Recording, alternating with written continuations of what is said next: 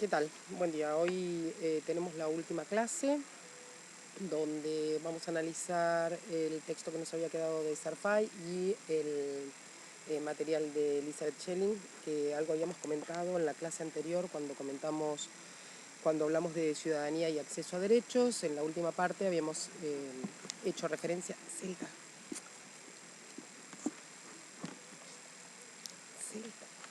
En la última parte habíamos hecho referencia al trabajo de Elizabeth Schelling.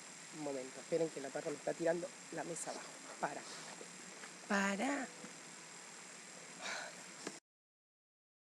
Ahí está. Sin perra por el momento. Bien, el material de Elizabeth Schelling, que se llama Por los Derechos, es un libro que compila en cada uno de sus capítulos alguno de los temas que ustedes van a ver en prácticos, movimiento de mujeres, movimientos por los derechos humanos, es decir, va trabajando el acceso a derechos a lo largo de todo el libro. Es una compilación. El libro se llama Por los Derechos, Mujeres y Hombres en la Acción Colectiva. En los capítulos que ustedes tienen para trabajar, que es en los dos capítulos que ustedes tienen para trabajar, la autora comienza, Elizabeth Schelling comienza debatiendo el concepto de ciudadanía, pero comenta o habla del concepto de ciudadanía, nos dice que nos va a comentar el concepto de ciudadanía en relación a el acceso a derechos y fundamentalmente a los derechos humanos. Es decir, nos va a plantear algo que ya habíamos hablado, que es esta idea del concepto de ciudadanía como concepto polisémico, y que por lo tanto se va a establecer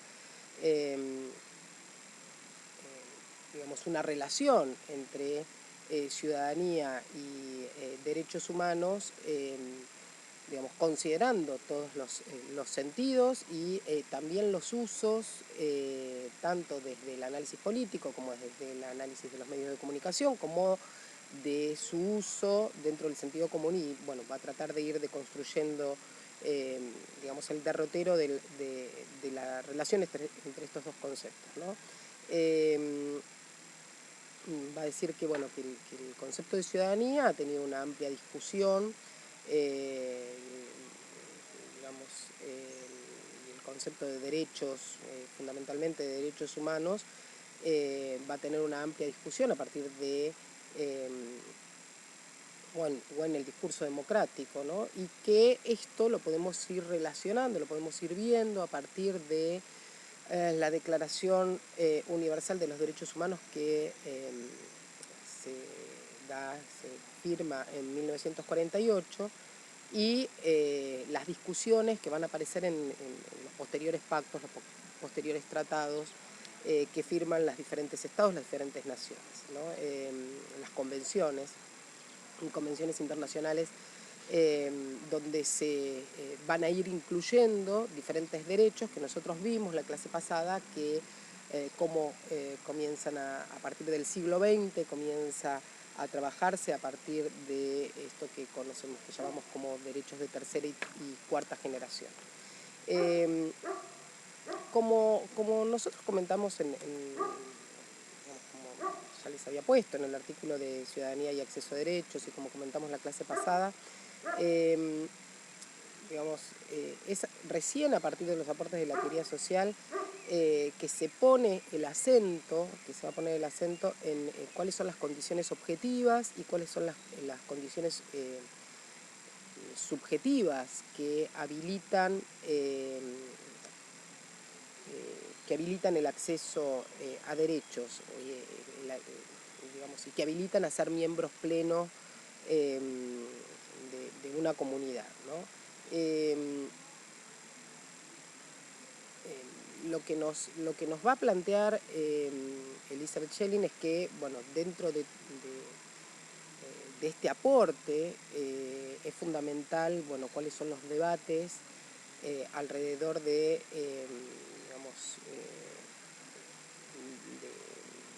de estos, digamos, los debates éticos eh, que se van a dar en torno a la discusión respecto de las condiciones objetivas y condiciones subjetivas.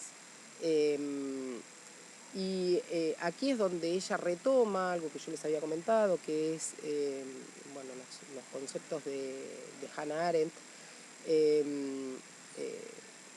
decir, va a retomar el análisis de Hannah Arendt, digamos, en la consideración de esto que yo les había comentado, que es el umbral de humanidad o la condición humana.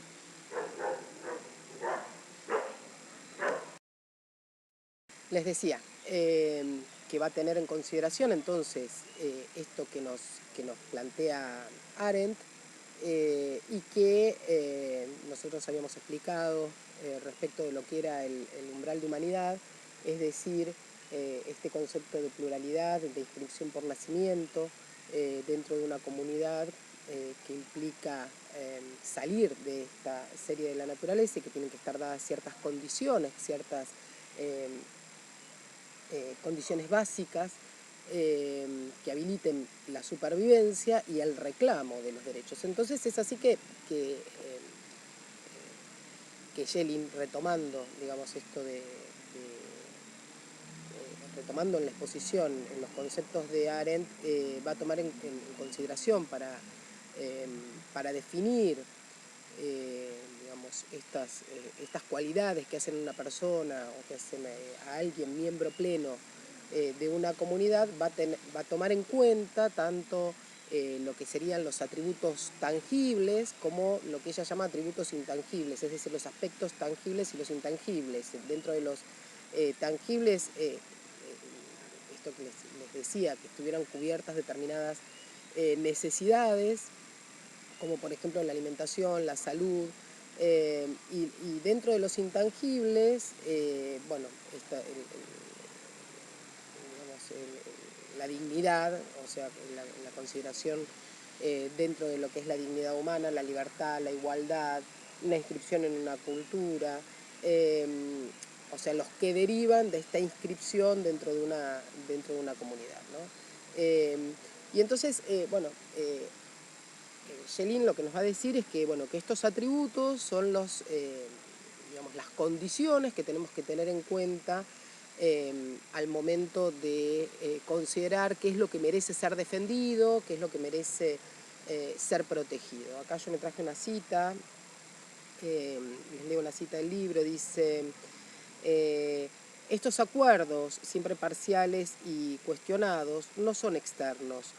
Son el producto de luchas históricas, de conquistas logradas por los hombres y mujeres que, en contextos históricos específicos, se han preocupado y ocupado por lograr que las instituciones reconozcan y especifiquen los atributos humanos que deben ser garantizados y por quienes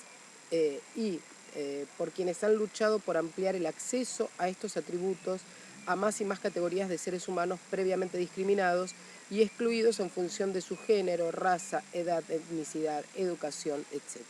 Como vimos la clase pasada, entonces, cuando hablamos de ciudadanía y acceso a derechos y lo analizamos históricamente, esto va a dar cuenta, también lo vimos cuando trabajamos movimientos sociales, que esto va a dar cuenta de las luchas, de las resistencias, y continuamente vamos a estar, digamos, analizando el ámbito de lo que es la acción colectiva, es decir, de los movimientos, o de las asociaciones que tienen, digamos, que llevan adelante estas acciones colectivas en defensa de estos atributos que son los que merecen ser defendidos y protegidos, ¿no? Que tienen, digamos, y que van a correr los límites, por eso habíamos hablado de un significante a ser llenado, como un ideal a conquistar, para luego ser llenados de contenidos, ¿sí? Bueno, esto, digamos, lo habíamos trabajado bien en la clase pasada. Entonces, Bueno, en la primera parte ella se pregunta qué es la ciudadanía y ahí va a decir que es una es una noción eh, que en principio va a estar anclada a la definición formal, legal, que en cada país establezca de derechos y obligaciones, y que va a estar asociada a lo que es la teoría democrática, ¿no? Entonces, no obstante eso, va a señalar como tres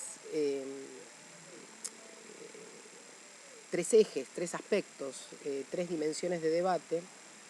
Por un lado, ella va a plantear el debate ideológico, eh, que,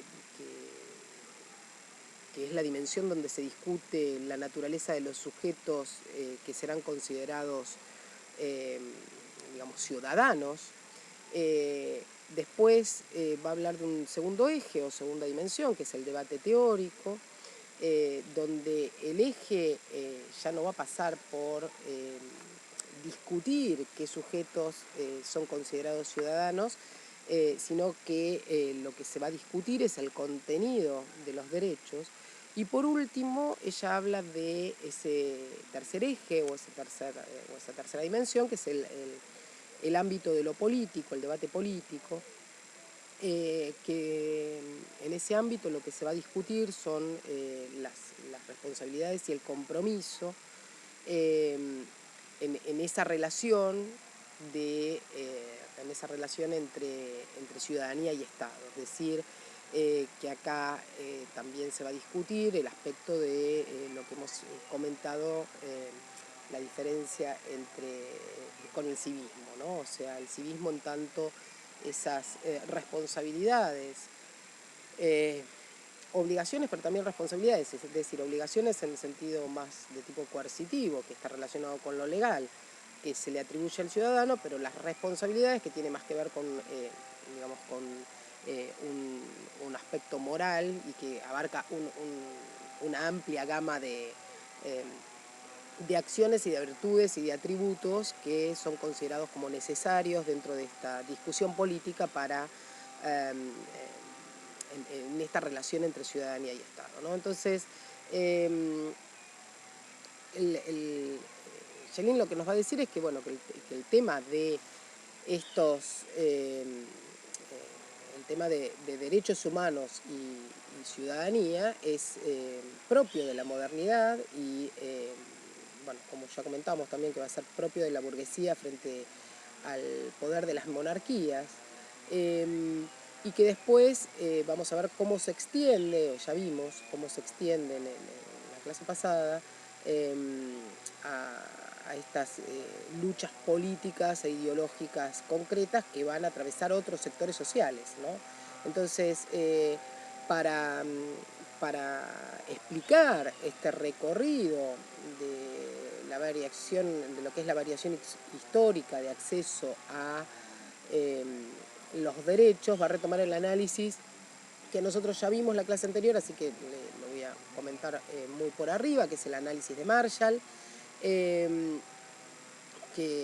bueno, como vimos la clase pasada con el tema de ciudadanía y acceso a derechos, va a plantear una progresión histórica en la que primero aparecen o primero se lucha por el acceso a derechos civiles, luego eh, por la expansión de los derechos políticos asociados a los sectores medios, y por último a los derechos sociales asociado a la lucha de la clase trabajadora, de los sectores del proletariado o del movimiento obrero, eh, y que van a estar dados estos derechos sociales de la mano de la regulación que hace el Estado de la relación capital-trabajo, ¿no? Entonces,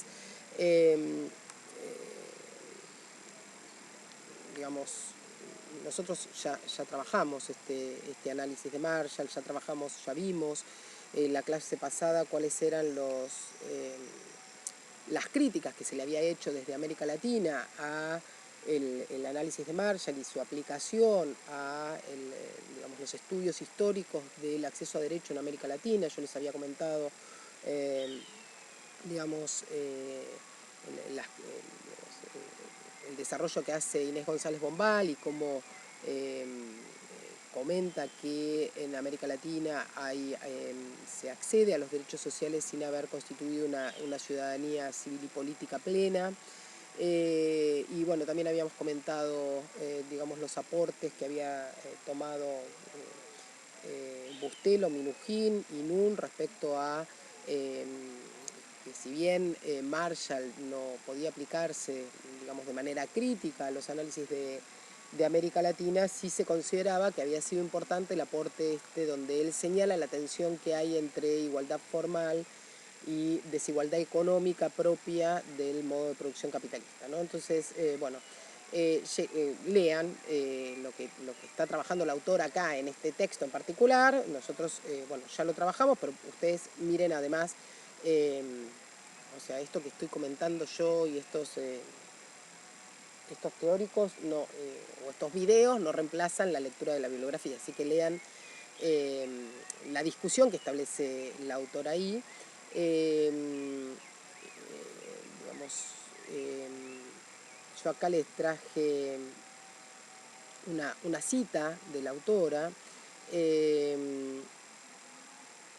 Dice, bueno, que está después que discute los aportes de Marshall, digamos, que comenta el aporte de Marshall en esta acceso histórico a derechos, y la cita dice: estas cuestiones generales han sido y siguen siendo el eje de los debates. Sin anteojos se complica. Estas cuestiones generales han sido y siguen siendo el eje de los debates y luchas sociales concretas en cuanto a la definición formal de del ciudadano, la ciudadana dentro de los países, o sea, el establecimiento de los límites sociales entre los incluidos o incluidas, excluidos, sean estos extranjeros, marginados, discriminados por alguna razón especial de propiedad, educación, raza, género o cultura. El debate y la lucha son también sobre los contenidos a los cuales los ciudadanos incluidos pueden acceder, es decir, cuáles son sus derechos. Bueno, esto es una cita que me pareció que resumía un poco esto que estábamos diciendo de la relación entre ciudadanía, derechos humanos, acción colectiva y las dimensiones que entran en discusión. Entonces, la autora va a tomar como ejemplo de las tensiones y de estas luchas, de la acción colectiva, de las luchas sociales va a tomar como ejemplo, va a citar el tema de la solución final del nazismo, el tema del movimiento de los derechos civiles en Estados Unidos en la década de los 60, digamos, de la mano de la lucha de los negros, las luchas contra el apartheid en Sudáfrica, y bueno, todas las luchas del feminismo, o también los reclamos de diferentes grupos étnicos, de minorías, de los pueblos originarios. Entonces, digamos, lo que nos va a plantear es que hay un plano, que es un plano, una dimensión, un plano más abstracto y general, donde el concepto de ciudadanía se relaciona con el poder, o las preguntas por la ciudadanía van a estar en relación con el poder. Esto nosotros ya lo vimos, cómo digamos, las diferentes concepciones de poder atraviesan las discusiones sobre la acción colectiva, sobre los movimientos sociales, sobre el concepto de ciudadanía. Y va a decir que en esta dimensión abstracta, en este plano más abstracto, la pregunta se va a trasladar a quiénes son los decisores de gestión, que pueden definir, o quiénes van a ser los que pueden definir qué es lo que está en juego. Digamos, cuáles son los problemas que se ponen en la agenda, cómo van a ser problematizados, cómo van a ser abordados. Digamos, por eso lo que ella va a plantear es que en relación a la ciudadanía, al acceso a derechos, y su relación con el poder, continuamente esta problematización, estos conceptos, estas definiciones están en continua construcción, digamos, son atravesados por procesos de cambios continuos, ¿no? Entonces, acá de nuevo vuelve a citar a Arendt y va a decir que, digamos, que el derecho básico, digamos, el que está detrás de todas estas discusiones, estos problemas, estas definiciones, estas problematizaciones, el derecho básico es el derecho a tener derechos, ¿sí? Y esto es lo que había planteado Arendt. Entonces, bueno, Schelling lo que va a hacer es va a señalar la importancia del espacio político como espacio de disputa, como espacio de lucha, como espacio de construcción, de participación, digamos, de diversos agentes de la comunidad, de la sociedad, en esa esfera pública, y cómo esta participación y cómo la existencia de lo público es fundamental para la expansión de los derechos, ¿sí?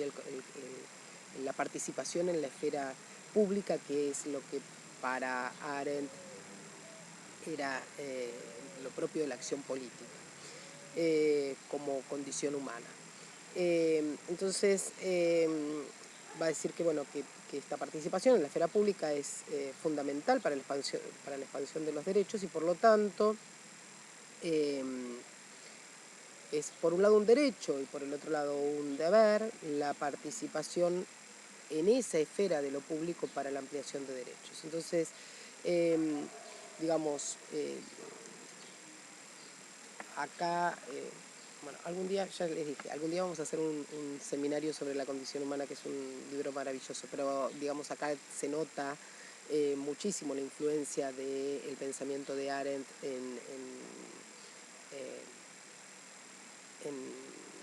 digamos, el desarrollo que está haciendo Elizabeth Schelling en este y en otros textos, ¿no? Entonces, Schelling, acá me traje algunas citas. Dice: el contenido de las reivindicaciones, las prioridades políticas, los ámbitos de lucha pueden variar. Esperen. Ahora sí. Si no les digo de memoria y no sé si estoy diciendo correcto. El contenido de las reivindicaciones, las prioridades políticas, los ámbitos de lucha pueden variar, siempre y cuando se reafirme el derecho a tener derechos y el derecho al debate público del contenido de normas y leyes, ¿sí? Bien.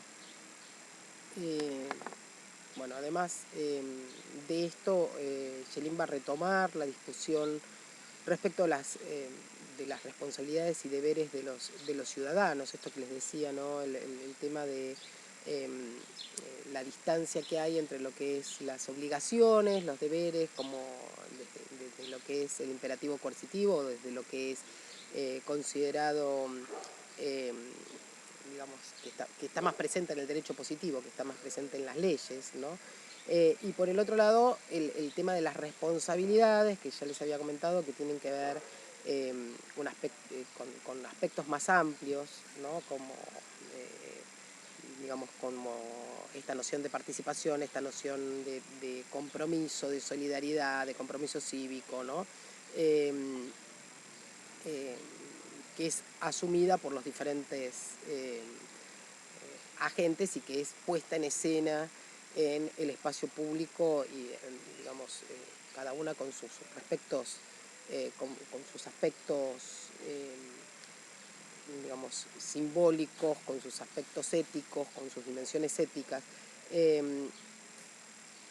donde se ponen en juego, digamos, los sentidos de identidad, los sentidos de pertenencia, de pertenencia, de inscripción en una comunidad, y que se relaciona más con los atributos subjetivos que tienen que tener los agentes, estas condiciones subjetivas que tienen que tener los agentes para considerarse sujetos de derechos en una comunidad, ¿no? Con derecho a tener derechos, esta idea de ser conscientes o cuáles son los atributos que habilitan esta condición subjetiva de conciencia, en relación a la toma de conciencia de ser un derecho, ser un sujeto con derecho a tener derechos. Entonces,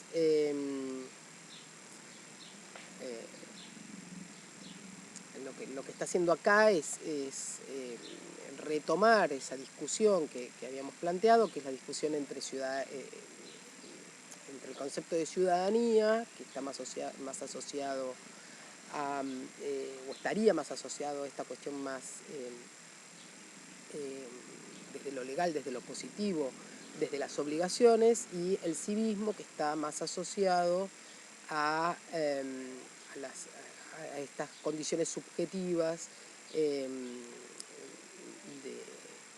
inscripción dentro de una comunidad, ¿no? En relación al acceso a derechos. Entonces, bueno, acá de nuevo me traje una cita, dice: el proceso de democratización involucra la reconstrucción de las instituciones del Estado y la transformación de las instituciones de la sociedad civil. Supone el desmantelamiento de formas antidemocráticas de ejercicio del poder, autoritarias, corporativas y o basadas en la pura fuerza. Y también un cambio en las reglas que gobiernan la distribución del poder, el reconocimiento y la vigencia de los derechos, así como los criterios que otorgan legitimidad a los actores sociales, que le otorgan legitimidad justamente para su participación y para su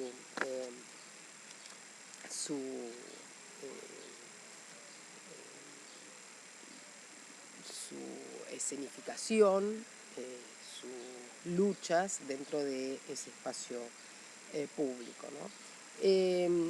Bueno, después hay un punto que ella lo llama, el segundo punto dice un proceso con idas y vueltas. Acá, es decir, primero está discutiendo la ciudadanía y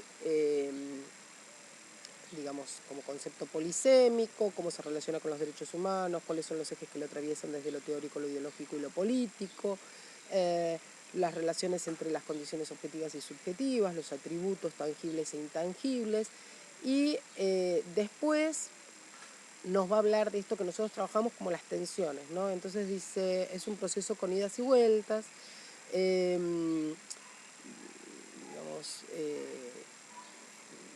analiza la distancia que va a haber entre lo formal de la ley y digamos, la conciencia que hay sobre los derechos, la conciencia que tienen los propios sujetos sobre los derechos que tienen, o sea, entre lo que la ley va a decir y lo que los ciudadanos piensan, sienten y cómo se relaciona con sus prácticas. Es decir, va a haber esa tensión.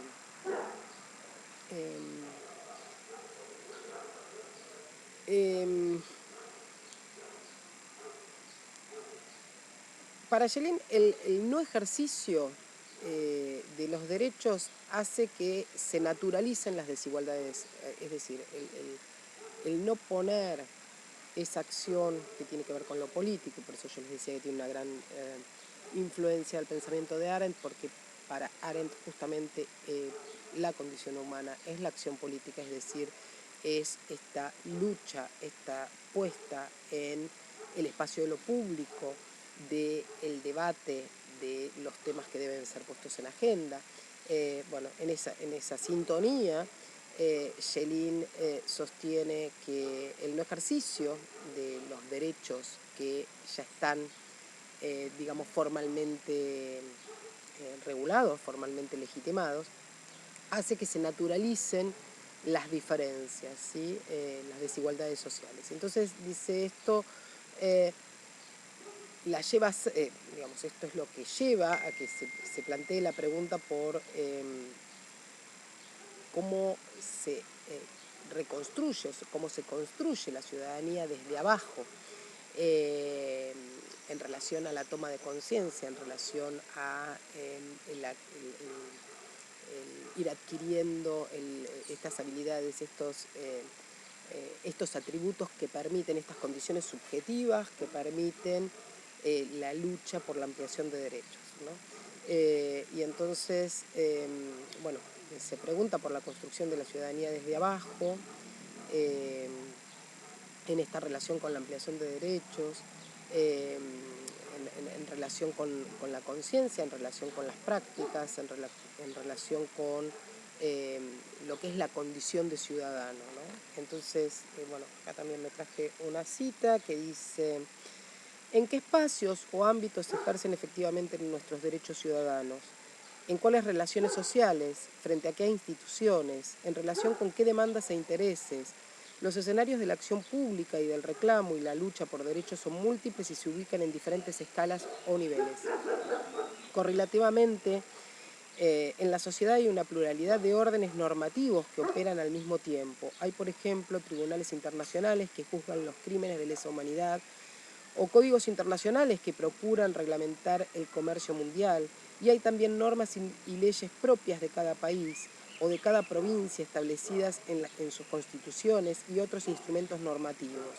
Los grupos que luchan por conseguir un derecho o por proteger uno ya existente se mueven en estas escalas y respecto de esta pluralidad de órdenes normativos.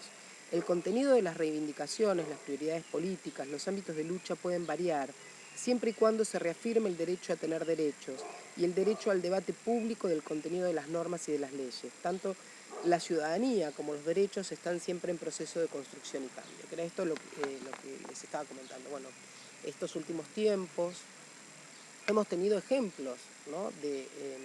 Digamos, de la distancia que hay entre lo que es el derecho formal garantizado por la Constitución o garantizado por la ley, incluso, por ejemplo, por digamos, estos decretos de necesidad de urgencia y digamos, las disposiciones particulares de diferentes niveles institucionales que transformaron, por ejemplo, el territorio argentino en minifeudos, donde en cada instancia, por más que había, no sé, un derecho que objetivamente estaba garantizado, cada instancia política particular y cada institución política particular decidió poner barreras, zanjas, fronteras, muros, diferentes controles que han llegado incluso hasta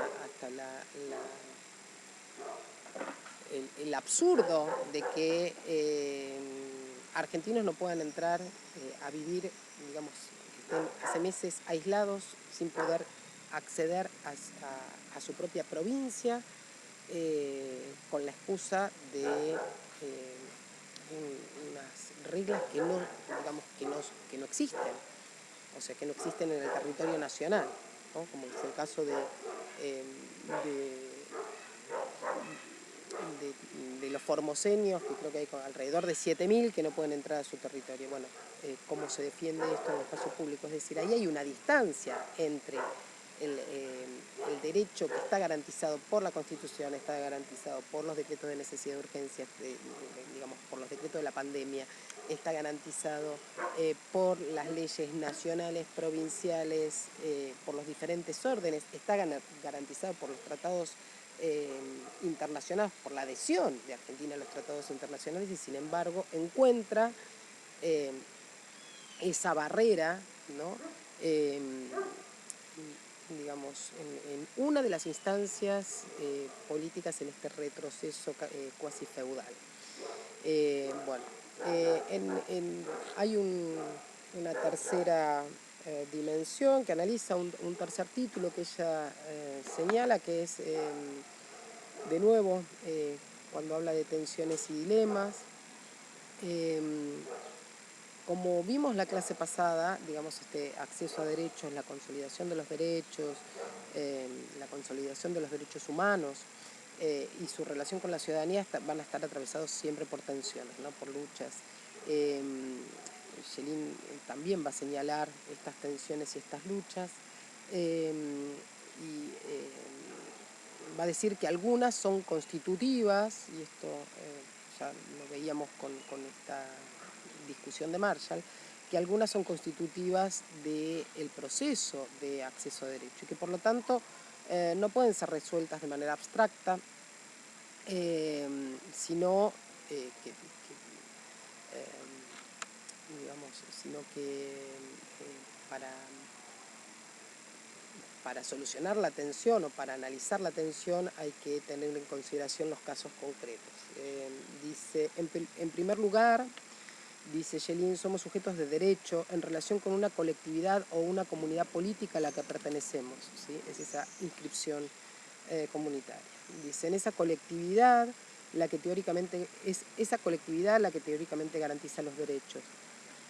Pero como parte de esa colectividad de pertenencia, también tenemos responsabilidades que implican participar activamente en el sostenimiento del espacio de cuidado, respeto y autonomía de ese nosotros del que formamos parte. Esto es, se trata del compromiso cívico con la colectividad, basado en el sentido de identidad y de pertenencia, que es, a su vez, lo que le da conciencia de ser un sujeto de derecho. En segundo lugar, los derechos humanos, yo hice un extracto, ¿no? En segundo lugar, los derechos humanos son universales, afectan a todos. La ciudadanía es también universal, aunque limitada, afecta a todos los miembros de un Estado-nación. ¿Cómo entender las diferencias en el campo de los derechos humanos y de la ciudadanía? Esperen porque se me está terminando la batería de la computadora. Voy a poner el enchufe. Listo. Bueno, acá tengo enchufe, pero tengo mucho sol. No sé si van a ver bien. Y además van a escuchar de fondo la música del vecino. Les decía que estamos entonces en el punto de tensiones y dilemas. Digamos,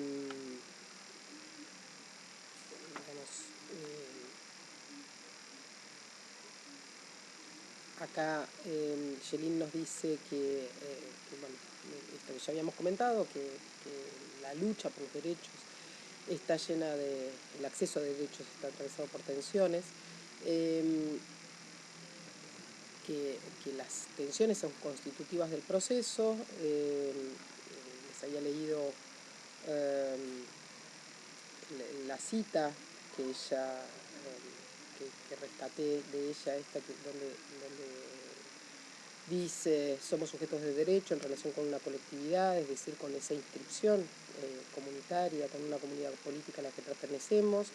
Es esta colectividad la que teóricamente garantiza los derechos, pero también como parte de esa comunidad y de ese colectivo de pertenencia también tenemos responsabilidades que son la de esta, digamos, esto que hace a la condición humana, que es la participación política, la acción política, activamente para sostener, digamos, el cuidado, para sostener el respeto, la autonomía de ese nosotros, dice Schelin. Y eso sería, dice, se trata del compromiso cívico con la colectividad basado en el sentido de identidad y pertenencia, que es a su vez lo que da conciencia de ser sujeto de derecho. En segundo lugar, yo acá hice como una selección. Los derechos humanos son universales, afectan a todos. La ciudadanía es también universal, aunque limitada, afecta a todos los miembros de un Estado-nación. ¿Cómo entender la diferencia en el campo de los derechos humanos y de la ciudadanía? Entonces, bueno, acá lo que va a discutir es, digamos,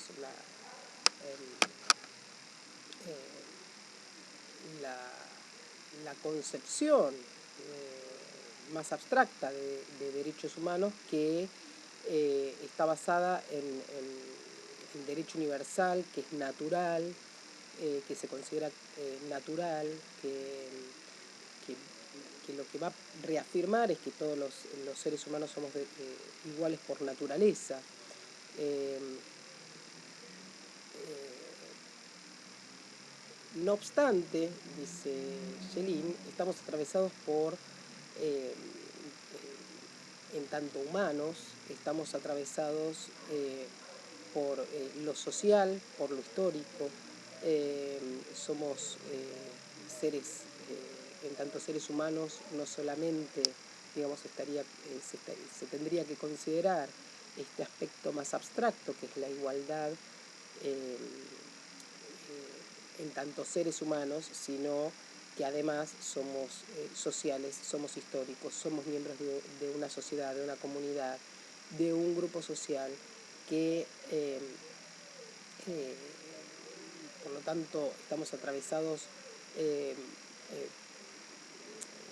digamos, por la historia y en ese sentido somos diferentes, somos únicos, somos irrepetibles. De nuevo, esta idea de la pluralidad de Arendt, ¿no? Por lo tanto, diferentes unos de otros. Eh, y esta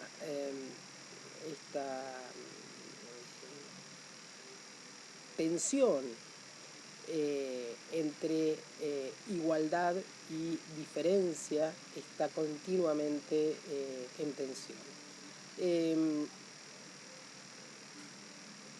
De nuevo va a plantearnos cómo se ha dado esto históricamente y va a decir que desde la teoría social, esto ya lo comentábamos, ¿no? Respecto de lo que fueron los aportes de la teoría crítica, de la escuela de Frankfurt, pero bueno, desde la teoría social, fundamentalmente a partir de finalizada la Segunda Guerra Mundial, a partir de la mitad del siglo XX en adelante, toda la teoría social ha sido muy crítica respecto a esta idea de universal, abstracta y natural de la igualdad, de la igualdad de los hombres, ¿no?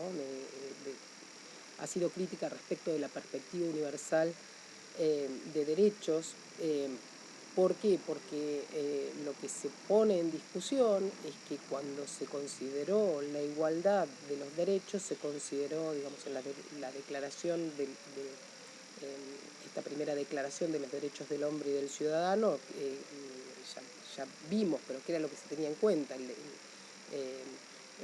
ciudadano, ¿quién eran los sujetos considerados ciudadanos? Eran el varón blanco, occidental, adulto, propietario, etc. Es decir, que se le asignaban determinados atributos y la propuesta desde la teoría social es, bueno, el reconocimiento justamente de esa pluralidad, de esa diferencia que nos hace a cada uno únicos e irrepetibles y que además habitamos en el mundo desde un lugar, desde una posición, desde una perspectiva, atravesados por todos estos, desde un lugar físico, desde un lugar social, ¿no? Un lugar dentro de la sociedad.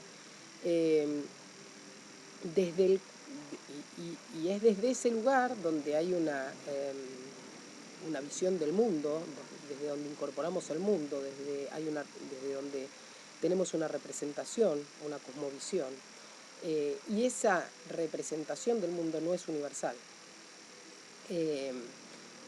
Digamos, y además esas representaciones del mundo, esos, diría Bourdieu, esos principios de visión y división están atravesados por relaciones de poder, están atravesados por cuáles son las representaciones hegemónicas.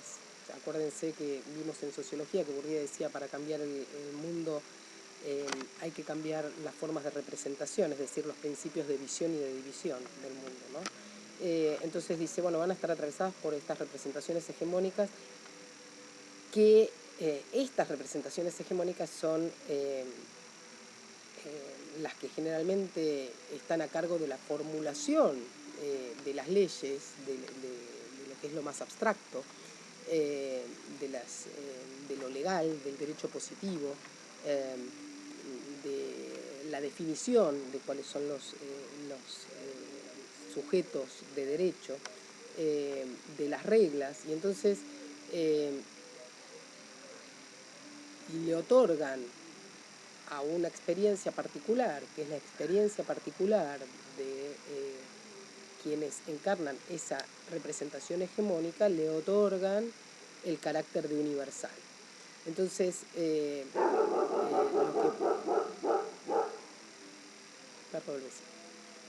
entonces, lo que va a decir ella es que desde la teoría social lo que se plantea es que mientras existan diferencias grupales en cuanto a los recursos, las capacidades,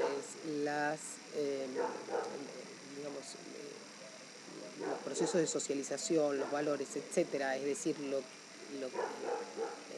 todos los procesos de los cuales son portadores los agentes sociales, en tanto agentes sociales, lo que va a plantear es que solo es posible generar inclusión en el reconocimiento de esas diferencias. Entonces, dice, va a plantear que esta tensión entre igualdad y diferencia atraviesa toda una discusión que es la discusión o la tensión entre universalidad de los derechos y particularidad de las poblaciones. Universalidad de los derechos y particularidad de las prácticas, ¿no? Entre la igualdad y el derecho a la diferencia. Entonces, bueno, por otro lado, nos va a decir, y acá dice, el tema de la pertenencia y el reconocimiento de bienes simbólicos, del derecho a tener una identidad colectiva, de pertenecer a una comunidad, de defender intereses o tener reivindicaciones en función de ella, dice, bueno, ahí lo que vamos a ver es, digamos, nuestra doble pertenencia en tanto seres humanos y en tanto miembros de comunidades que son, o de sectores sociales que son específicos, que son diversos, que plantean diferencias históricas, sociales, de posición, de representación. Entonces, esta tensión se va a problematizar en la modernidad a partir de cómo se problematiza el Estado. Esto ya lo vimos, ¿no? Esta discusión o estos problemas que atraviesan la discusión de la ciudadanía a partir de la modernidad, ¿no? Es decir, la conformación del Estado, el tema de esta institucionalidad que hay que crear para, digamos, el ejercicio de los derechos o para garantizar los derechos sobre el territorio de la mano de este Estado-Nación que se conforma en la modernidad y, digamos, el tema de cómo resolver esa representación del pueblo, que ya no es una representación directa que está asociada a las democracias, sino que es representativa o delegativa.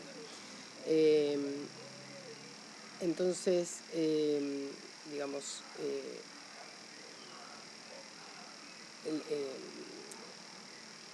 digamos, lo que está en discusión es,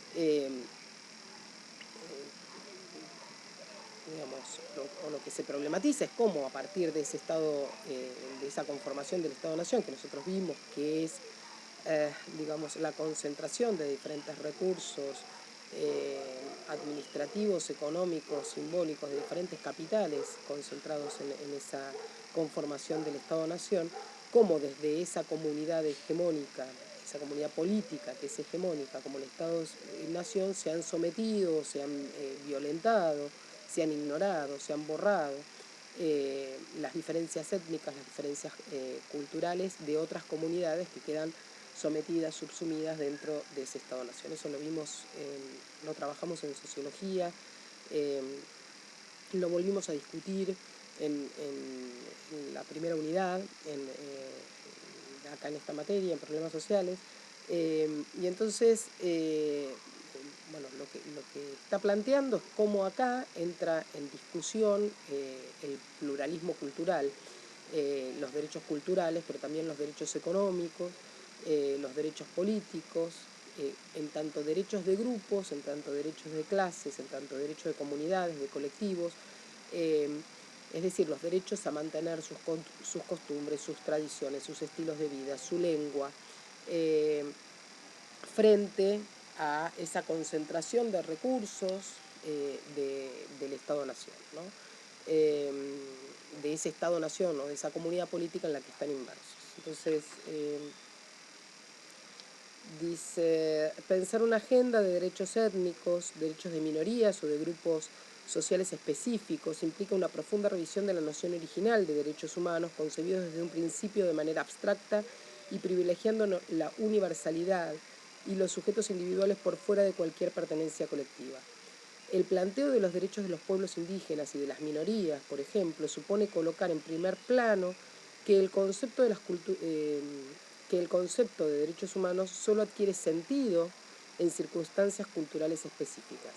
Hablar de la ciudadanía de los indígenas o de categorías específicas de la población que tradicionalmente han estado marginadas u oprimidas, esto puede incluir a las mujeres, a minorías sexuales o religiosas, a grupos de inmigrantes, etc., implica el reconocimiento de una historia de discriminación y subordinación y un compromiso activo con la reversión de esta situación, reconociendo la inevitable tensión entre los derechos individuales y los derechos colectivos.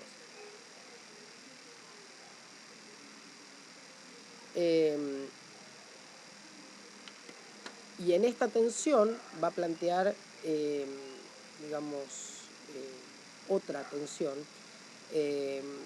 respecto de los derechos colectivos, ¿no? Entre los derechos del grupo a limitar la libertad de quienes forman parte de su comunidad. Entonces, tenemos, digamos, esto que, digamos, la tensión que ella habla entre restricciones internas, que sería estos derechos que se establecen en las comunidades a limitar la libertad de los propios miembros, o establecer reglas de comportamiento, reglas para los propios miembros hacia adentro de la comunidad, y el derecho de un grupo a limitar el poder político y económico que es ejercido sobre él por otros grupos u otras comunidades, que serían esas restricciones externas, ¿no? A limitar, digamos, esta discusión por las relaciones de poder respecto de lo que es la comunidad hegemónica, respecto en este caso de la comunidad política dentro de la cual se encuentran estos grupos. Ejemplo, en Mar del Plata conviven comunidades que tienen, digamos, desde esta perspectiva del reconocimiento de las diferencias culturales, conviven dentro de la comunidad marplatense grupos, la comunidad gitana. Durante años la comunidad gitana, además de tener esas restricciones internas, digamos, esas regulaciones hacia dentro del grupo para preservar sus tradiciones, sus costumbres, su forma de vida, digamos, ciertas regulaciones que han podido mantener en el tiempo, se vio presionada desde lo que son las restricciones externas de estar inmersa en una comunidad que la engloba, y el ejemplo que yo les iba a dar es, bueno, cómo esto implica una resistencia, digamos, si ustedes ven la historia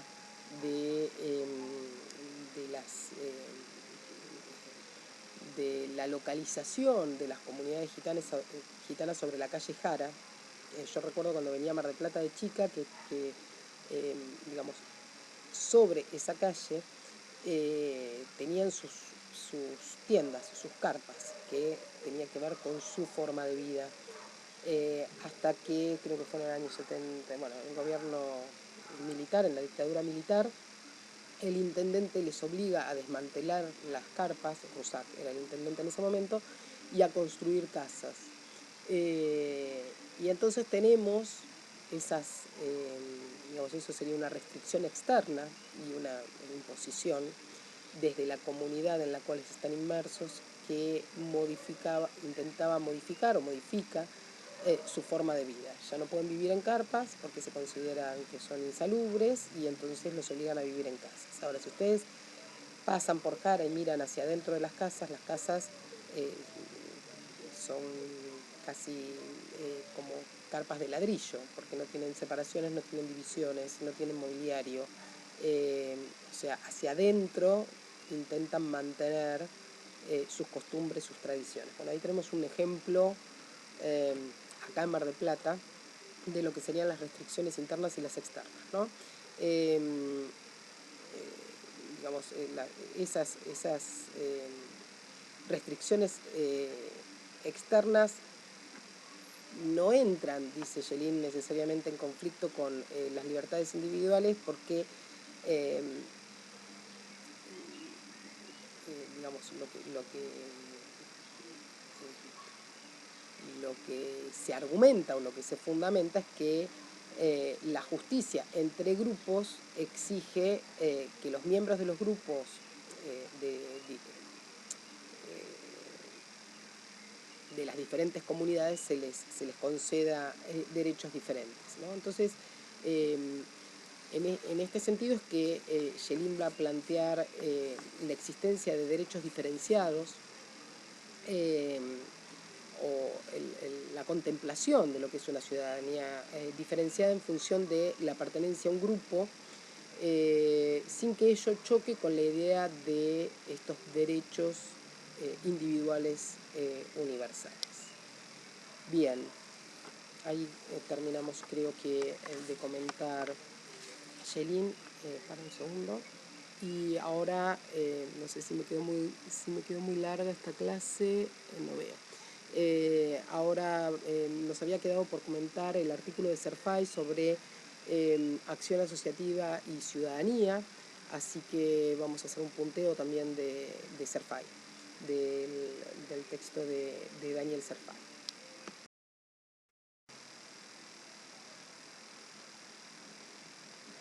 No veo si filma o no filma. Sí, está filmando. Bien. Bueno, entonces les decía, el texto de Serfay, que lo que va a discutir es la relación entre acción asociativa y ciudadanía común, fundamentalmente considerando, bueno, que a partir de la recuperación de todos los análisis sobre el tercer sector o sobre la sociedad civil, en la consolidación de la democracia, fundamentalmente en los países de América Latina, se ha puesto mucho el acento en lo que es el asociativismo, lo que son las asociaciones, las ONG, y la potencialidad que tienen estas asociaciones, estas ONG, este tejido asociativo, tercer sector, que él, digamos, no distingue, no diferencia en este artículo, digamos, la potencialidad que tienen estas asociaciones para el fortalecimiento de la sociedad civil. Y según el autor, entonces, va a decir que en medio de las diferentes propuestas de lo que son las propuestas sobre democracia participativa o deliberativa o fortalecimiento de la democracia, aparecen en el centro estas asociaciones civiles como constitutivas de la discusión y del debate entre lo que se considera el republicanismo cívico, el liberalismo, el comunitarismo. Entonces, lo que va a proponer, se va a proponer analizar, digamos, cuáles son los límites de las tesis optimistas que están asociadas al asociativismo, con perdón de la redundancia, y qué relación tienen con, digamos, con lo que se consideran virtudes cívicas, y también lo que pretende es, digamos, introducir dentro de esta discusión que plantean las tesis optimistas, cuáles son las dimensiones, introducir las dimensiones del derecho, las dimensiones políticas y la tensión entre lo que es la experiencia pública y privada de ser miembro, digamos, cómo afecta a la esfera pública y la privada el ser miembro de una asociación o la pertenencia a una asociación.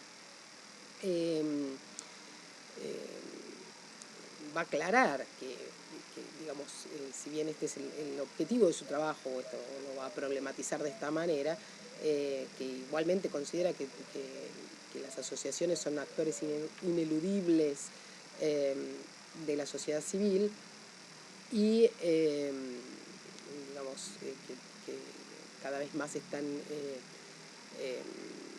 digamos, imbuidos en lo que se considera la cosa pública.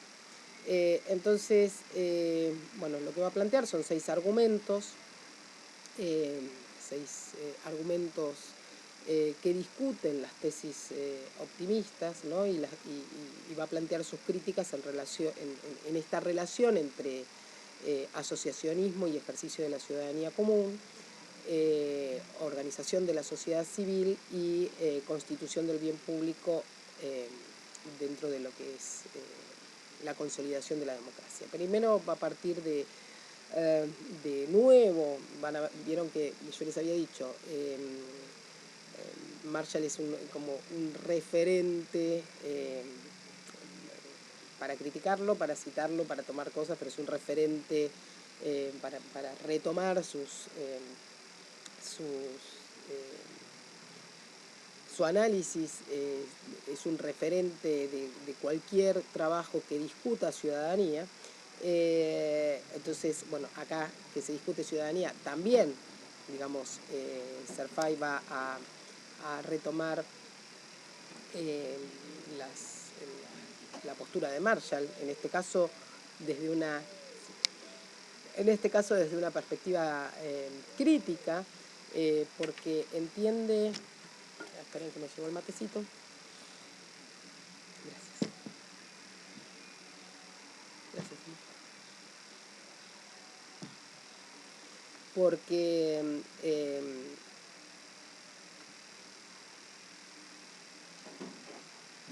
si estuviera en clase también les estaría agarroneando mates, así que hago de cuenta que estoy en clase con ustedes compartiendo un mate. Les decía, parte de una postura crítica respecto de Marshall, porque va a entender, digamos, que la de Marshall es una concepción de derechos que es bastante pasiva, ¿no? Una concepción pasiva de los derechos y concepción pasiva de la ciudadanía. Bueno, es su opinión. Yo creo que él analiza bien las tensiones y cómo el acceso a derechos son resultado de luchas de los diferentes sectores sociales a lo largo de la historia. Pero bueno, él entiende que en Marshall hay una concepción pasiva de los derechos y de la ciudadanía.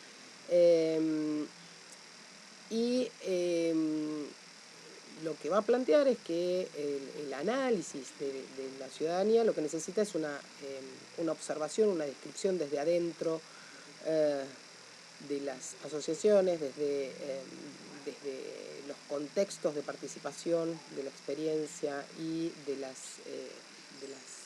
personas en la vida cotidiana.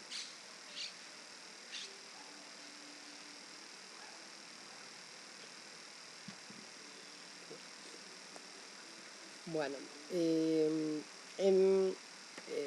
digamos ahí va a decir que es fundamental la investigación de las asociaciones como recurso para comprender, bueno, cuáles son esos contextos donde se da la experiencia y las prácticas, dice, me trajo la cita, dice, ayuda a entender el modo como esas personas definen y controlan las situaciones y se mueven en los sistemas de coordenadas de sus universos políticos, Morán y Benedicto 95, Morán 96, cuáles son los temas que consideran problemas públicos, cómo discuten de ellos y qué hacen con ellos, qué relación tienen con la información que les transmiten los medios de comunicación, en qué términos expresan su sentido de libertad, de la justicia o de la igualdad y de qué forma se implican o no en situaciones de reivindicación colectiva. Las asociaciones constituyen un observatorio idóneo para analizar cuáles son los recursos cívicos movilizados por los ciudadanos de a pie, cuáles son las virtudes cívicas que valoran, cuáles son las consecuencias cívicas que desarrollan, qué actividades cívicas de investigación y experimentación, de razonamiento y deliberación se comprometen y cuáles son las transformaciones en sus entornos éticos y políticos. Entonces ahí empieza a analizar estos 6 argumentos, 6 tesis, 6 optimistas respecto de las asociaciones. El primero es las asociaciones como ámbitos de realización de la autonomía personal. En este punto, digamos, también acuerda que las asociaciones son un espacio que va a promover la elaboración de esta autonomía, del proyecto de sí mismo, que refuerza la autonomía personal, digamos, que promueve la realización en proyectos colectivos, eh, recupera, digamos, del relato de las personas entrevistadas que participan de asociaciones, va a recuperar, digamos, la propia experiencia como miembro de las asociaciones, donde hay una valoración de lo que es la participación como un momento, como un hito dentro de lo que es su trayectoria vital, como un momento fundamental en la trayectoria vital, que digamos, donde va a poder encontrar, va a poder definir cuáles son las relaciones de cooperación y las relaciones de conflicto que atraviesan, cómo las asociaciones favorecen la construcción identitaria, el sentido de pertenencia, cómo se afirman los miembros en tanto miembros de una asociación, cómo se afirman, cómo se produce esta autoafirmación, ¿no? Como, digamos, la relevancia que adquiere para quien participa de una asociación, la relevancia que adquiere dentro de lo que es su relato biográfico. Entonces, digamos, pero, digamos, y acá está la observación, digamos, o la crítica a esta teoría optimista, sin desconocer estas cuestiones, o sin desconocer, digamos, cómo la asociación puede ser un ámbito de realización de autonomía personal.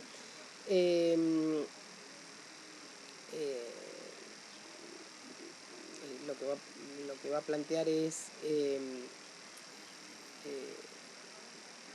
la pregunta que se va a hacer es si todos estos atributos del reconocimiento de las relaciones de cooperación y de conflicto, la elaboración de estrategias, el fomentar un sentido de pertenencia, la afirmación de la autonomía, el que sea un momento fundamental constitutivo dentro de lo que es la trayectoria vital, si todos estos atributos necesariamente llevan hacia, digamos, una mayor democracia, si están asociados al fortalecimiento democrático, si se considera el fortalecimiento democrático como una finalidad en sí dentro de las asociaciones. Y entonces va a señalar algunos ejemplos que son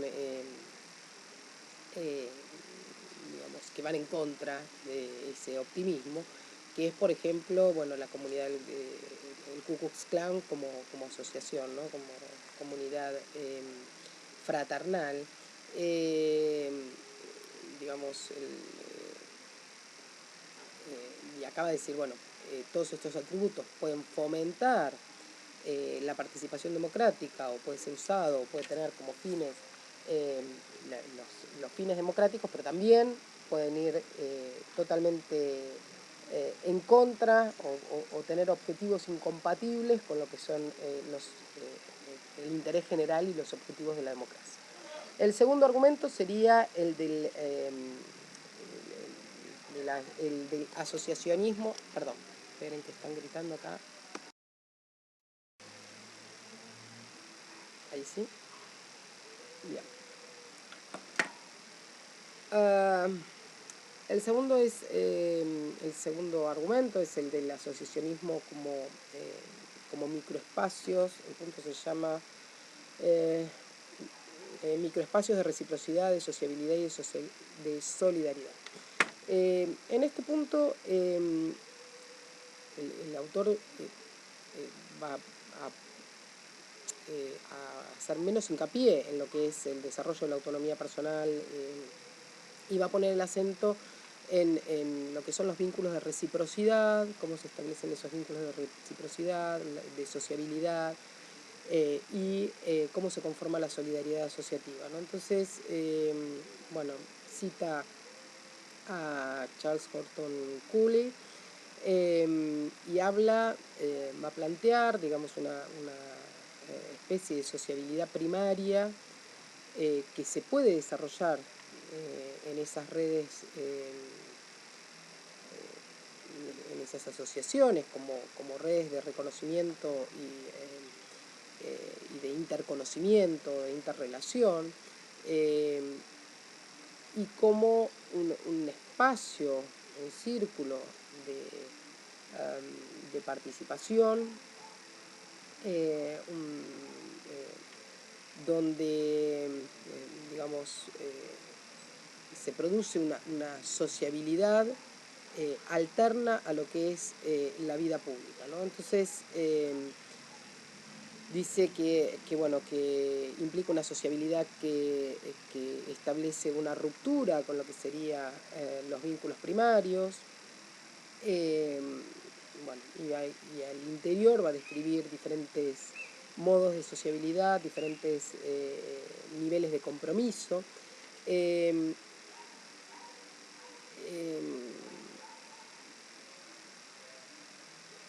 Como aspecto positivo va a decir que si esas asociaciones no estuvieran ancladas en esas redes de sociabilidad primaria, va a decir que la experiencia pública y la acción pública capaz que no serían posibles, es decir, que las considera un aspecto de la participación en la vida pública. Pero dice, a veces la reciprocidad se interpreta en otro sentido, el de la lógica del don, analizada por Mauss.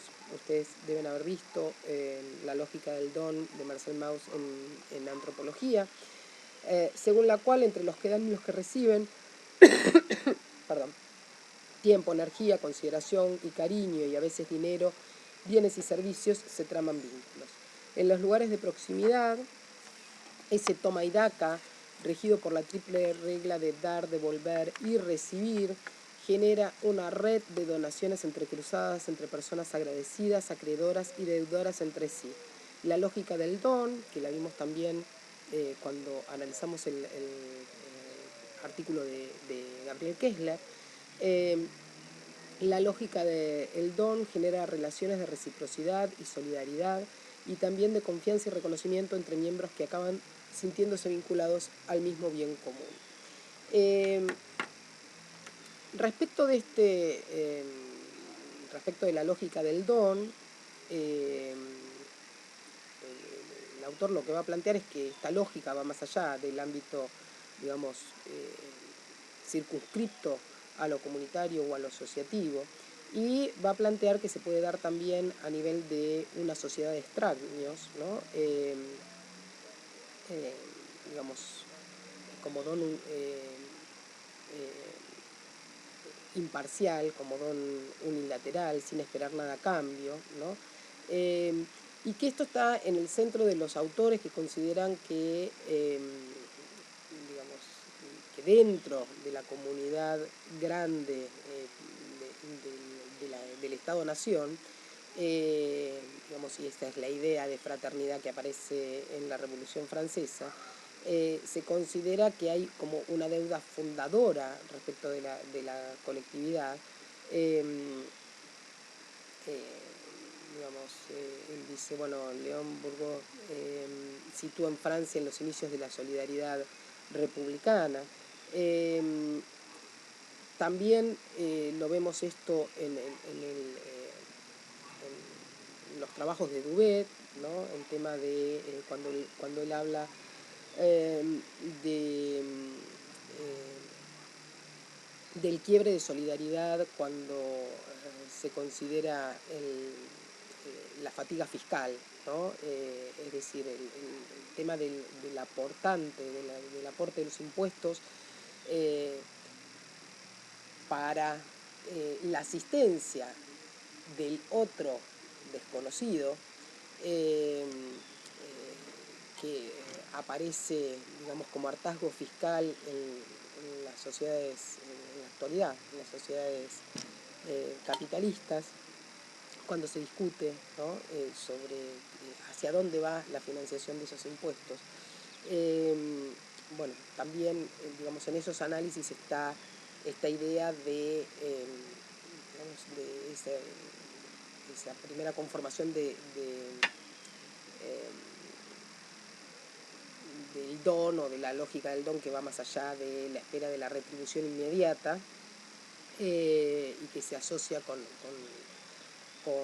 esta marca de la fraternidad republicana en Francia y que se pone en discusión, ¿no? Entonces, bueno, el autor lo que va a decir es bueno, que muchas veces esa lógica del don es una, digamos, una lógica diferida de lo que es el altruismo, de lo que es el altruismo a corto plazo. Dice algo así como doy ahora con la expectativa de que me den algo a cambio más adelante, o de tener algún rédito por ser miembro de una comunidad más amplia a largo plazo,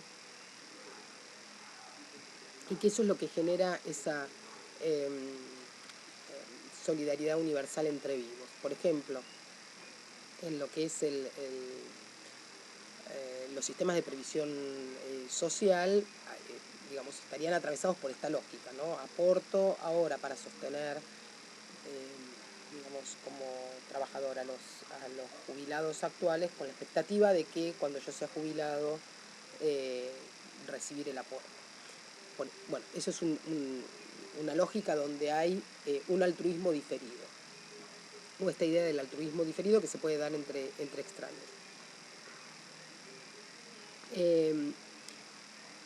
Lo que va a plantear es que, bueno, que esta lógica del don da pie a formas de sociabilidad y de solidaridad que,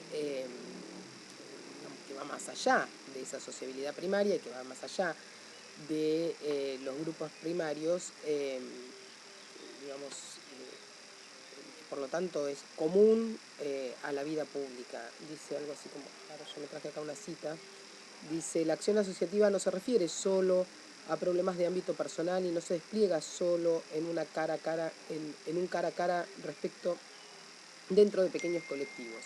La palabra asociativa suelta paulatinamente sus amarras de la proximidad de las que se aleja de las que aleja sus objetos y objetivos para desplegarse en tercera persona y dirigirse a públicos generales.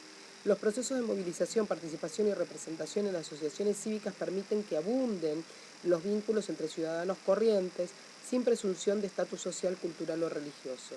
Les dan puntos de acceso a formas de experiencia pública, iniciándolos en modos de reciprocidad y también de transitividad que van más allá del toma y daca y apuntan hacia un bien público. Podemos relacionar bueno, esto yo me lo había notado yo, que digamos, esto lo podemos relacionar con cómo se produce ese proceso de abstracción, que en Simmel va de la mano de la modernidad y de la ampliación de la alfabetización, para la conformación, o para la posibilidad de identificarse, ¿sí? Y ampliar esos círculos de sociabilidad y producir identificación con alguien que está distante, que no conocemos, que pertenece a otros círculos de sociabilidad. Bien, el tercer, el tercer eje o el tercer argumento que va a analizar el autor es el de las redes de acumulación de capital social, es decir, el asociativismo o asociacionismo y las redes de acumulación de capital social, ¿no? Entonces, digamos, acá el autor nos va a llevar a esa discusión respecto de lo que es el capital social, pero desde la perspectiva no de Bourdieu, sino desde la perspectiva de Putnam, eh, donde, digamos, la sociedad civil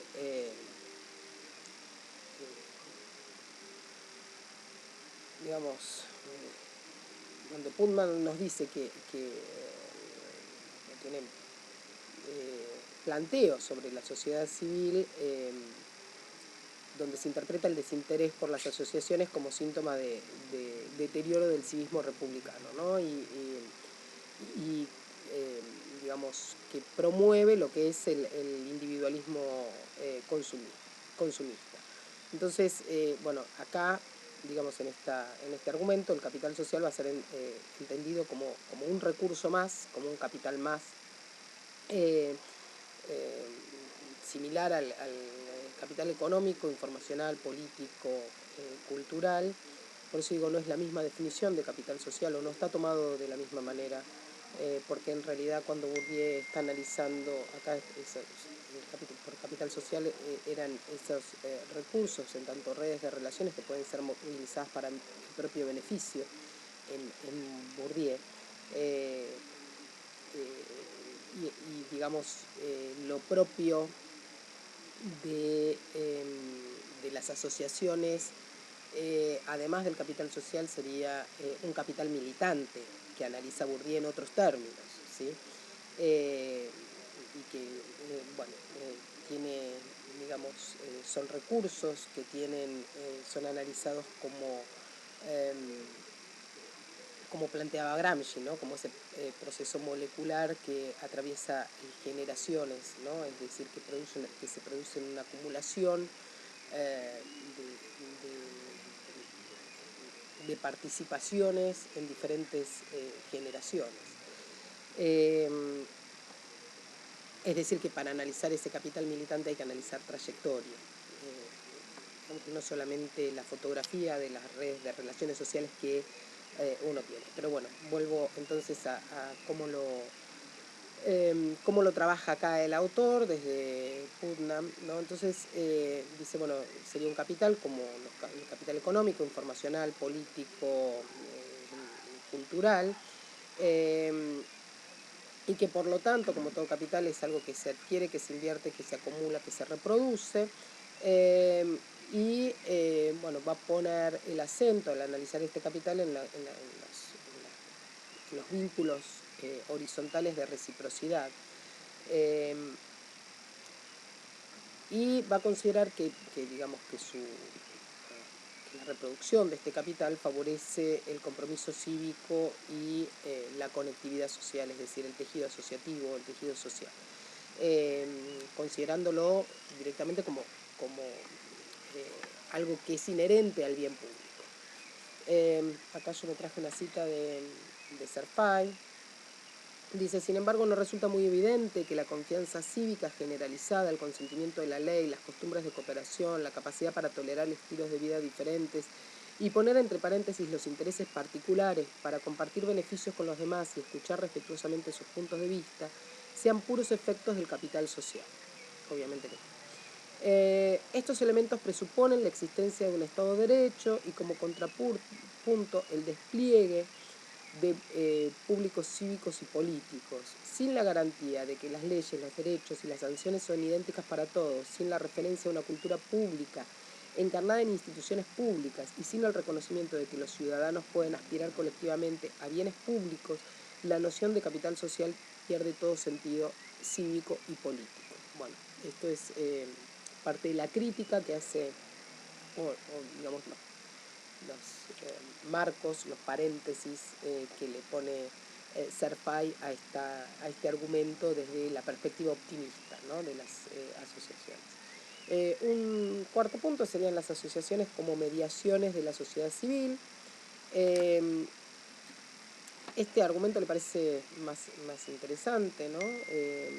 Porque va a entender a las asociaciones como lugares de producción y de reproducción de información, que es información que queda disponible o de alcance público, como contrapoder, ¿no? que puede llevar adelante, puede constituirse en un contrapoder que puede llevar adelante digamos, problematizaciones alternas y poner en agenda determinados temas y determinadas poblaciones que no estaban incluidas dentro de los derechos, poblaciones subalternas. Y en este sentido dice que sí, el asociativismo puede proponer lecturas antihegemónicas del mundo, ¿no? Proponer ideas, proponer soluciones alternativas. Yo también traje una cita, dice: cuentan relatos que configuran de otro modo ciertos acontecimientos, proponen modelos explicativos e interpretativos diferentes de las versiones oficiales o de los expertos, imponen a la atención pública el imperativo del reconocimiento de un título o de un derecho, la exigencia de identificación y reparación de un perjuicio, la obligación de acatar un orden terminante ético o político. Una orden terminante ética o política. No obstante, una mirada sociológica revela que las asociaciones distan mucho de ser, siempre y en todas partes, esos órganos de ejercicio de una libertad colectiva y que tienen grados de autonomía muy diversos. Es decir, bueno, sí pueden aportar a esto, pero, digamos, no es inherente, digamos, pueden favorecer estos aspectos, pero no necesariamente lo hacen, ¿sí? El quinto argumento es el de las asociaciones como escuelas de democracia deliberativa, entre el comunicar y el razonar. Y acá, en este argumento, Serfay nos presenta la tesis de estas asociaciones cívicas como escuelas de democracia, ¿no? Esto que se plantea como, bueno, el asociativismo es una escuela de democracia deliberativa. Digamos, acá como el autor no nos dio previamente, por lo menos en este artículo, una definición de asociaciones, de lo que son, de lo que él considera asociaciones cívicas o de asociativismo o de asociacionismo. La verdad que a mí me resulta un poco confusa la distinción que hace entre organizaciones sindicales o de partidos y miembros de otras asociaciones. Cuando el autor dice que, al igual que en las organizaciones sindicales y en los partidos, los miembros de estas asociaciones que él diferencia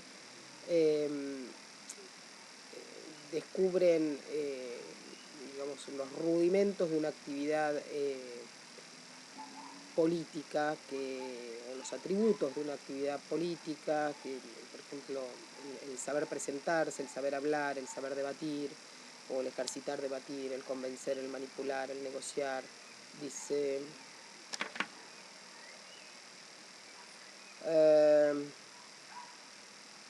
negociar y entenderse, coaligarse y oponerse,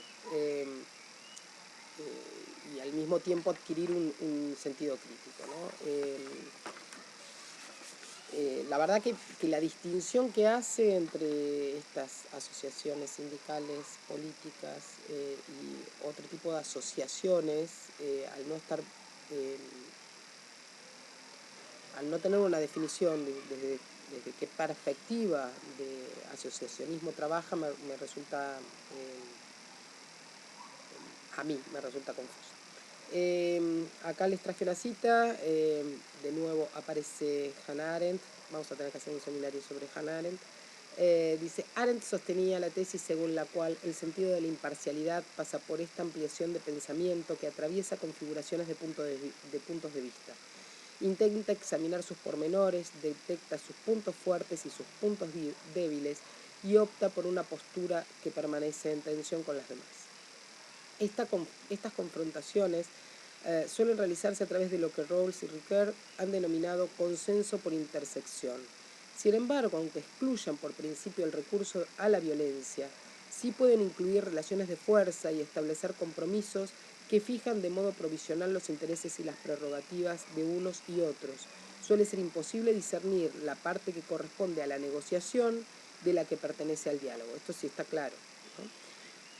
Y acá otra selección dice, según la tesis de la democracia deliberativa, los miembros de las asociaciones son actores, entre otros, implicados en procesos de comunicación pública y de razonamiento colectivo. Contribuyen a demostrar ciertas verdades y a contestar verdades establecidas por otros. Sin embargo, los modelos de democracia deliberativa suelen pecar por su excesiva abstracción. No suelen admitir la controversia de polémica o de juicio, en los que los registros de argumento y de testimonio, de la medida y de la prueba, del razonamiento y de la crítica son diferentes. Bueno, esto es una cita respecto de este argumento. Acá yo les voy a hacer una aclaración y un paréntesis.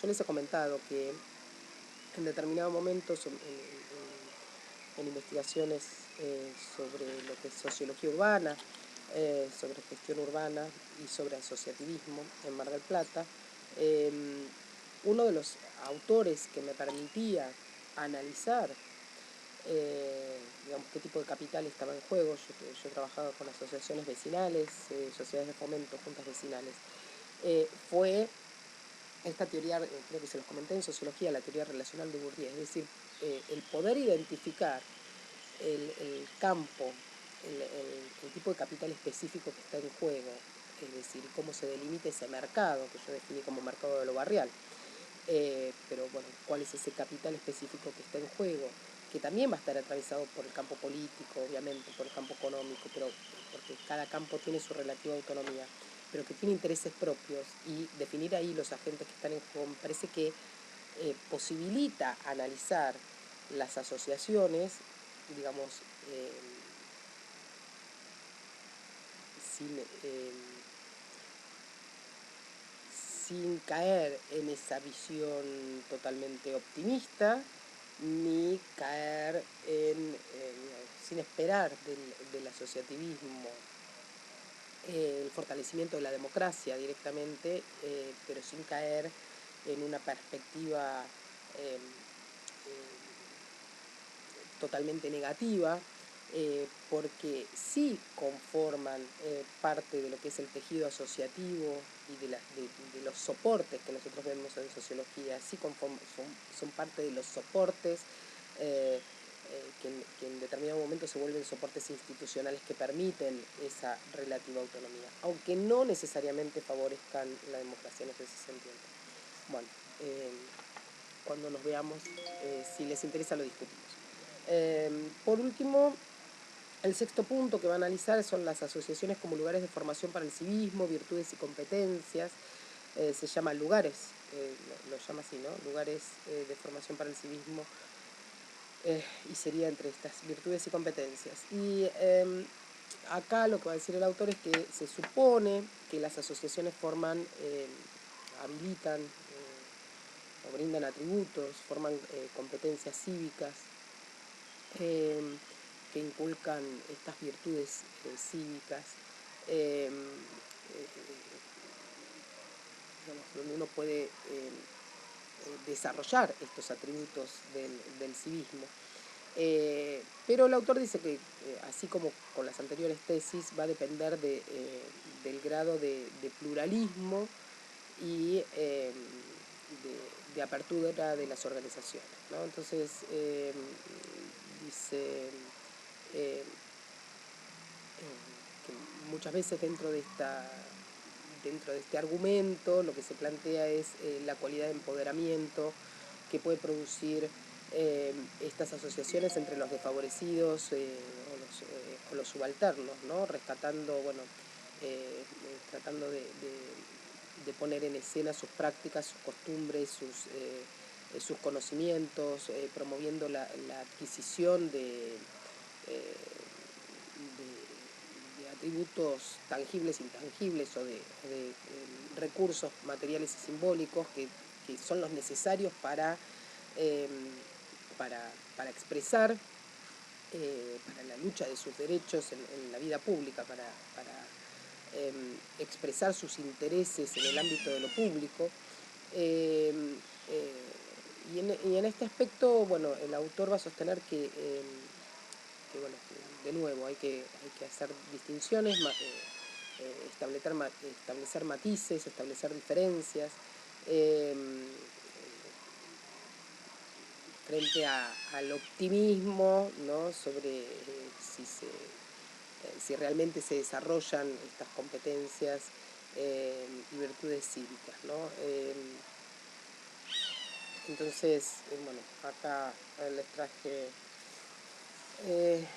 dice, por ejemplo, ninguna asociación puede garantizar que va a dotar a sus miembros de buenas disposiciones morales y cívicas, partiendo de la constatación de que la experiencia en una asociación suele rectificar, completar o contrapesar, reforzar o compensar la experiencia en otra asociación. Insiste en la importancia del derecho del individuo a implicarse voluntariamente y renunciar voluntariamente también a su compromiso en múltiples contextos asociativos. Según el autor, citando a Hirschman, dice, bueno, existirían compromisos cambiantes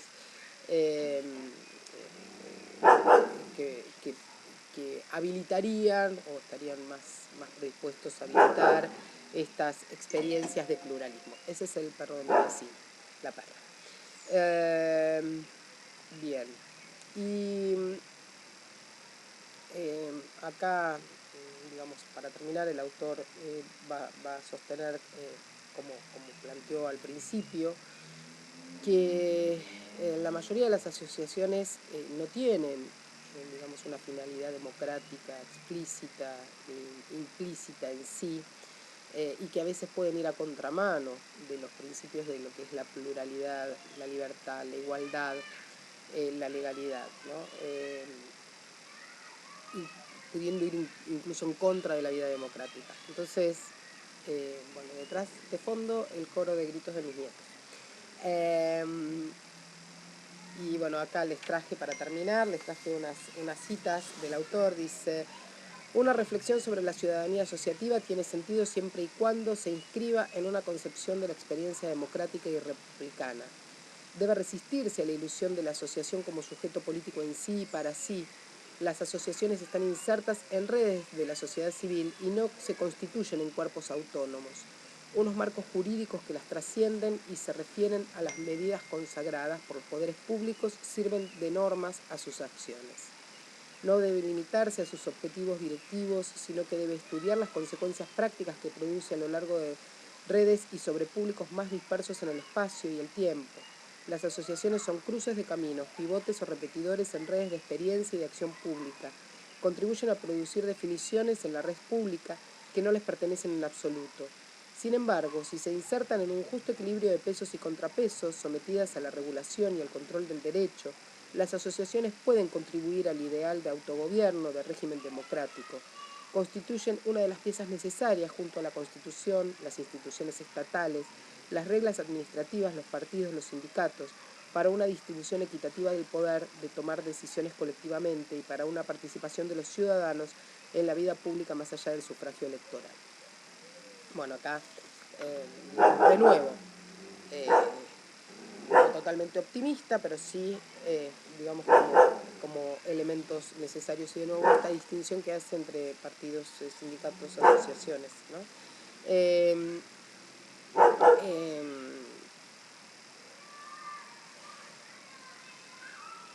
Bueno, nada, mi recomendación es que lean y puedan articular todos estos materiales, porque, bueno, en todo, digamos, el texto de Delgado, Centur y Molina y Chávez Molina sobre movimientos sociales se relaciona con digamos, la acción colectiva, con la lucha, las tensiones que planteamos en la definición de ciudadanía y los debates por la ciudadanía y acceso a derechos. Eso obviamente está en directa relación con el artículo que analizamos hoy de Schelin, y bueno, lo que estamos evaluando acá son argumentos respecto con Sarfay, respecto de cómo determinadas organizaciones sociales, determinadas asociaciones pueden favorecer o no ciertos aspectos, o cómo son, digamos, consideradas centrales en cierta literatura respecto del fortalecimiento del tercer sector, de la sociedad civil. La recomendación acá sería, bueno, no tener una perspectiva ingenua respecto de la conformación de esas organizaciones sociales digamos, de la conformación del tercer sector. De la mano del tejido asociativo no necesariamente viene una mayor consolidación o un mayor trabajo democrático. Tiene que estar atravesado por estos otros procesos y debates y acción política en la esfera pública, de las cuales nos plantea muy bien Schelin.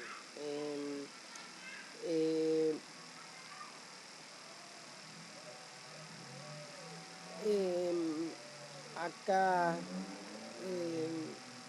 bueno, para terminar, el autor dice, retomando a Charles Tilly, dice, bueno, la fabricación de causas públicas y la movilización de los actores colectivos contribuyen a inventar nuevas identidades, prácticas y representaciones, transforman las relaciones de explotación y dominación, las escalas de deferencia y subordinación, las dinámicas de estigmatización y discriminación, las fronteras de la inclusión y de la exclusión, los sentimientos de pertenencia o extrañamiento.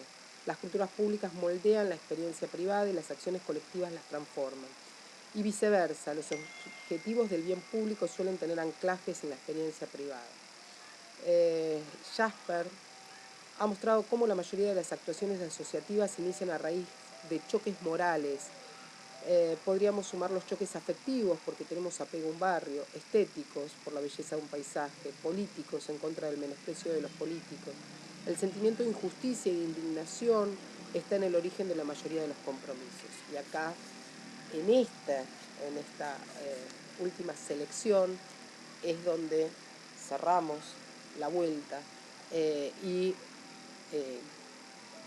volvemos a esto que vimos en el primer artículo sobre movimientos sociales, ¿no? El análisis de los nuevos movimientos sociales y de la participación en la acción colectiva, de la mano de diferentes sentimientos de injusticia respecto de determinado ámbito, determinada área de la vida social, y la puesta en escena de lo pública, de esos intereses, de esos compromisos. Bueno,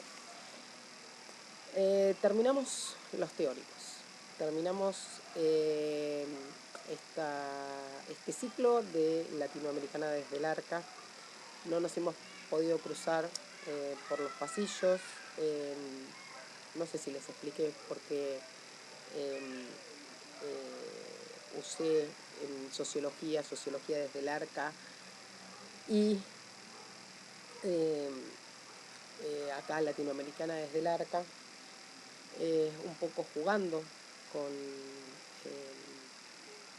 con lo simbólico, en tiempos de pandemia, un poco haciendo referencia a lo que uno quiere preservar, a lo que uno quiere cuidar, así como el arca famosa de la Biblia, donde se trataba de resguardar lo importante de la vida. Bueno, atravesado por eso,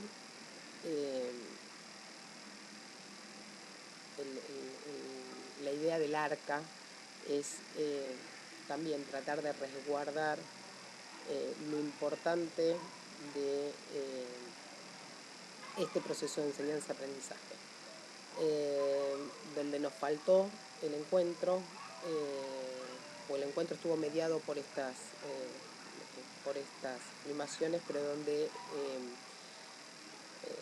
lo que intenté es preservar esto que es la educación, la comunidad educativa, como digamos, el fortalecimiento de la educación pública, el sostener la educación pública aún en aislamiento. No se pierdan, hagan su aporte para sostenerla desde el otro lado.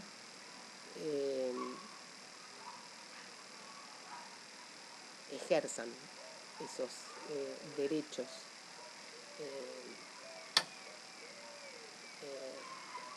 sean ciudadanos de la defensa de la educación.